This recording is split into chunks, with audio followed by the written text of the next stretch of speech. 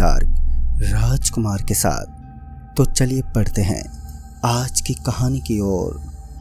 दोस्तों, कहते हैं जब डर और खौफ का वक्त चलता तब इंसान अपनी उन यादों को भुला देता है जब वो सुखी जीवन जीता था। आज की घटना है अमित कुमार की, जो बड़े बड़े शहरों से दूर एक छोटे से गांव के निवासी हैं। तो ऐसा क्या हुआ था अमित के साथ जिसकी वजह से अमित ने अपनी जिंदगी में कई सारे उतार चढ़ाव देखे।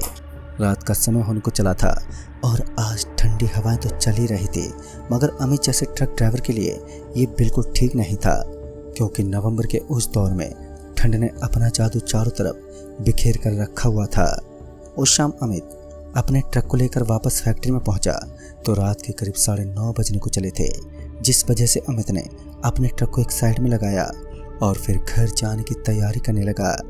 अमित ट्रक को खड़ा करके वापस घर की तरफ लौटने ही वाला था कि फिर उसका बॉस, उस फैक्ट्री का मालिक, जल्दी से अमित के पास पहुंचा और उसका हाथ पकड़ते बोला, अमित, आज शाम की संपूर्ण डिलीवरी करने के लिए एक ऑर्डर बाकी है।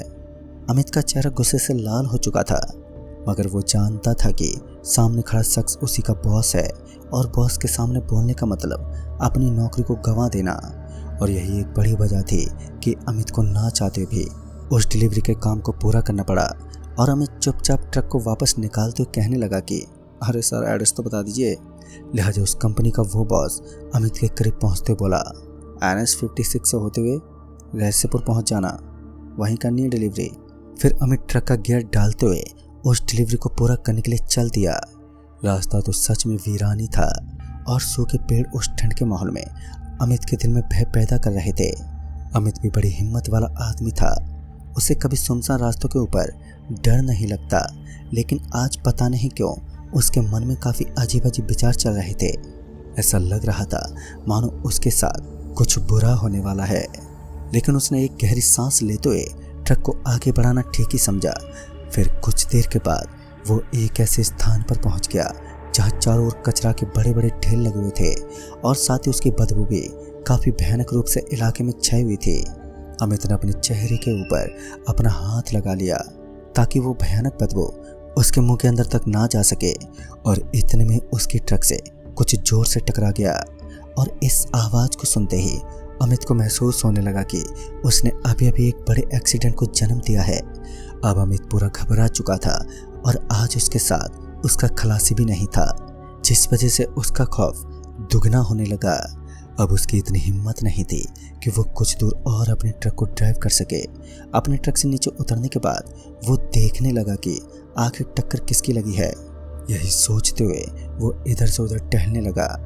इतना घबराने के बाद जो बात अमित को पता चली उसे देखकर तो उसके होश ही उड़ गए, और कहीं ना कहीं उसके दिल को एक राहत की सांस भी मिली, क्योंकि उसके ट्रक के सामने लगी हुई एक लाइट टूट चुकी थी और उसकी आवाज़ के कारण अमित को लगा कि उसकी तरफ से किसी का एक्सीडेंट हुआ होगा। लेकिन इस नज़ारे को देखने के बाद उसे काफ़ी हद तक राहत मिली और फिर वो वापस अपने ट्रक में सवार हुआ और वहाँ से वो निकलने लगा। लेकिन फिर उसके सामने एक दुविधा खड़ी थी।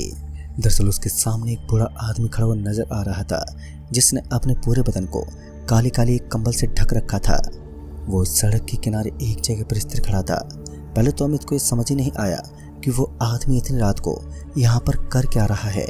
फिर वो विंडो से झांकते हुए बोला, अरे भाई साहब, इतनी रात को आप यहाँ पर क्या कर रहे हैं? उस आदमी ने अमित को कोई भी जवाब नहीं दिया और अमित ने भी उसके आगे बातचीत करना ठीक नहीं समझा।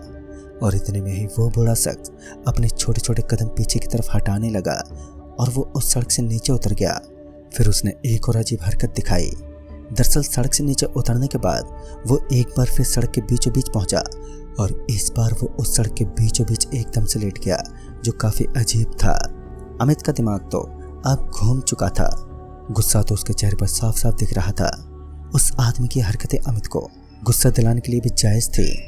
अमित गुस्से से लाल हो चुका था और इस बार ही अमित उस आदमी को गाली गलौज करने लगा।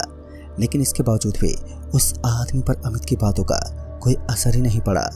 तभी अमित ने अपनी ट्रक स्टार्ट की और उस आदमी को डराने की वो कोशिश करने लगा। लेकिन शायद उस आदमी का इरादा आज मरने का था, क्योंकि वो तो अपनी जगह से टस से मस्सी नहीं हुआ। उस आदमी की हरकतें अब हद से ऊपर हो चुकी थी, जिस कारण अमित का गुस्सा 7वें आसमान पर था उसने जोर से अपने ट्रक का दरवाजा खोला और वो नीचे उतरते हुए उस आदमी के पास पहुंच गया, मगर अभी भी वो आदमी उसी तरह लेटा हुआ था। इस सर्द के माहौल में अमित भी ठंड के मारे कांप रहा था और उस ठंड की मोटी चादर का कहर भी थमने का नाम ही नहीं ले रहा था। और अब अमित के अंदर इतना धैर्य नहीं था कि वो ज्यादा देर तक अपने गुस्से को कंट्रोल कर सके। तभी उसने झट से उस आदमी के कंबल को पकड़ा और उसे घसीटने लगा। लेकिन कहीं ना कहीं अमित एक बड़ी गलती को अंजाम दे रहा था, क्योंकि इस वक्त वह जिस आदमी को घसीट रहा था वहां कोई भी मौजूद ही नहीं था, बल्कि वो एक काले कलर की कंबल पड़ी हुई थी। और उस खाली कंबल को देखकर अमित के होश उड़ गए। तभी उसे अपनी आंखों पर विश्वास ही नहीं हुआ, क्योंकि कुछ समय पहले ही यहाँ एक शख्स तो नजर आ रहा था जो अब वहां पर मौजूद ही नहीं था। अब अमित के हाथ और पांव एकदम से फूलने लगे। और दोस्तों, इस तरीके का दहशत भरा हुआ दृश्य देखने के बाद एक नॉर्मल इंसान में क्या बीतती है, ये तो वही जान सकता है जो उस खौफ को असलियत में अपनी आंखों से देख रहा होता है। कुछ ऐसा ही अमित के साथ था। वो अभी भी डर और खौफ के मारे किसी पत्थर की मूर्ति की तरह उस सड़क पर खड़ा रहा। फिर कुछ देर खड़ा रहने के बाद उसकी निगाहें एक बार फिर उसी आदमी पर आकर टिक गई, जो सड़क के किनारे खड़ा होकर अमित को मंद मंद मुस्कुराहट दे रहा था। अमित ये जान चुका था कि इस आदमी के साथ जरूर कोई ऐसी पैरानॉर्मल शक्ति है जिसकी वजह से ये अमित को बार बार दखल दे रहा है। ये तो पूरा यकीन ही था कि उस आदमी के पीछे कोई ऐसी अनजानी ताकत छुपी हुई है जिसके बारे में हम इंसान लोग अक्सर अनजान होते हैं। खैर, अब अमित हिम्मत जुटाते हुए अपने ट्रक की तरफ भागने लगा और भागते हुए ट्रक के पास पहुंचा। लेकिन जब वो ट्रक के करीब पहुंचा तो ट्रक का दरवाजा अब पूरे तरीके से जाम हो चुका था। ट्रक का दरवाजा तो अब खोलना कतई आसान नहीं था। अमित अपनी ओर से पूरी ताकत का इस्तेमाल करता रहा, लेकिन ट्रक का दरवाजा अभी भी खुल पाने में सक्षम नहीं था। और फिर अमित ने कयामत का एक ऐसा उमड़ता हुआ तूफान देखा जो रूह कपकपा देने के लिए कायम था, और कमजोर दिल वाले इंसान के लिए मौत का कहर भी। क्योंकि इस बार अमित ने देखा कि वो काली काली कंबल एकदम से ऊपर उठने लगे और साथ ही उस कंबल के अंदर से अजीबोगरीब चमगादड़ बाहर निकलने लगे। और ये नज़ारा अमित के दिल को दहला देने के लिए काफ़ी था। अब अमित एक बार के लिए पीछे मुड़ा और भागते ट्रक के पीछे पहुंच गया। वो ये उम्मीद लेकर ट्रक के पीछे पहुंचा था शायद उसकी जान बच जाए, लेकिन ऐसा कतई आसान नहीं था, क्योंकि उसके पीछे एक ऐसा शैतान पड़ चुका था जिसकी असीम शक्तियाँ कभी भी अमित को मौत के घाट उतार देती। लेकिन अभी तक वो सही सलामत अपने ट्रक के पीछे छुपा रहा। लेकिन बाद में जब उसे लगा कि अब उसे यहाँ से निकल जाना चाहिए, तो वो छुपते छुपाते ट्रक के पीछे की ओर से देखने लगा कि शायद उसे यहाँ आसपास में किसी की मौजूदगी नजर आ जाए ताकि वो यहाँ से निकल सके। लेकिन इस सुनसान इलाके में किसी भी इंसान के अंदर इतनी हिम्मत कहाँ होने वाली थी कि वो इस डरावने मंजर में अपने कदम पटकने की हिम्मत कर सके। और एक वो काली कंबल वाला खौफनाक शैतान अमित के रास्तों को कठिन बना रहा था, तो वहीं दूसरी ओर डर नामक एक बेहद खतरनाक चीज ने उसे झंझोर सा दिया था।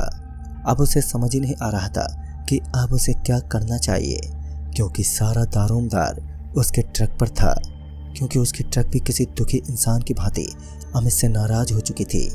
अब अमित के पास केवल एक ही रास्ता बचा था जो वाकई खतरों से भरपूर था, मगर अमित अपनी जान बचाने की खातिर इस खतरे को अंजाम देने के लिए भी पूरी तरह से तैयार था। तभी उसे अपने बगल में एक रास्ता नजर आया जिसके अंदर से हल्की सी रोशनी नजर आ रही थी। ये कोई ऐसा वैसा नज़ारा नहीं था, क्योंकि या तो ये रास्ता आज अमित की जान बचाने वाला था या फिर उसे मौत के द्वार तक पहुंचाने वाला था। अब सब कुछ नॉर्मल होने लगा, मगर वो कहते हैं ना, भूत प्रेत को शांति कहाँ पसंद होती है। थोड़ी देर के बाद उसकी ट्रक के अंदर एक हलचल होने लगी। ऐसा लग रहा था मानो उसके ट्रक के पिछले हिस्से में कोई बहुत जोर जोर से अपने कदम पीट रहा है। लेकिन ट्रक के अंदर भी इंसान तभी देख सकता है जब ट्रक में जाने के लिए उसका दरवाजा खुला हुआ हो। अभी सब कुछ खौफनाक चल रहा था। हर एक हिलती ढलती चीज अमित के शरीर को हताश करने में पूरी तरह से कायम थी। अमित इस समय पूरी तरीके से घबरा चुका था, लेकिन इस मुसीबत के दौर में वो अपने कदम पटकते हुए उस रास्ते की तरफ चल पड़ा जहाँ उसे एक छोटी सी और हल्की सी रोशनी नजर आ रही थी। फिर मौका पाते ही वह उस तरफ भागने लगा जिस तरफ एक छोटा सा रास्ता दिख रहा था। अमित अपने कदमों के सहारे उस रास्ते को चीरता हुआ एक गुफा के अंदर पहुंच गया। और उस गुफा के अंदर पहुंचने के बाद सबसे पहले उसकी नज़र एक पंडित बाबा पर पड़ी, जो आग जलाकर उसके सामने बैठे हुए थे।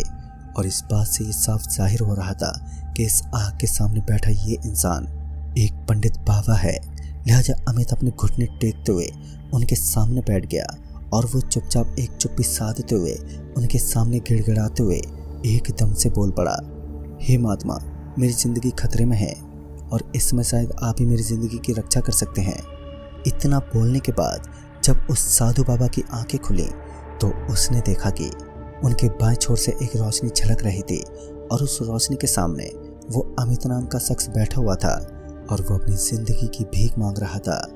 उस साधु बाबा ने अमित को अपना हाथ आगे करने को कहा और जब अमित ने अपना हाथ आगे किया तो उस साधु बाबा ने अमित के हाथ में कुछ प्रसाद जैसा थमा दिया और उसे ग्रहण करने को कहा।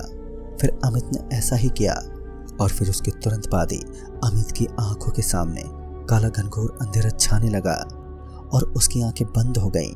और बाद में जब अमित की आंखें खुली तो उसने देखा कि अब सुबह के तकरीबन 7 बज रहे थे और उसकी ट्रक अभी भी उस सड़क के किनारे खड़ी हुई थी जहां पहले वो रुकी हुई थी। दोस्तों, आज भी अमित उस आदमी की तलाश करता है जिस आदमी ने अमित की सहायता की थी, या फिर ऐसा कहें कि अमित की ज़िंदगी को एक नई दिशा की तरफ मोड़ दिया था। खैर, ये सब हो जाने के बावजूद भी अमित ट्रक ड्राइविंग का काम करता है, मगर वो कहते हैं ना, खौफनाक सच्चाई तो हमेशा एक इंसान को अपने झांसे में फंसा कर रखती है। तो दोस्तों, इस कहानी में बस इतना ही। तब तक के लिए बाय एंड टेक केयर।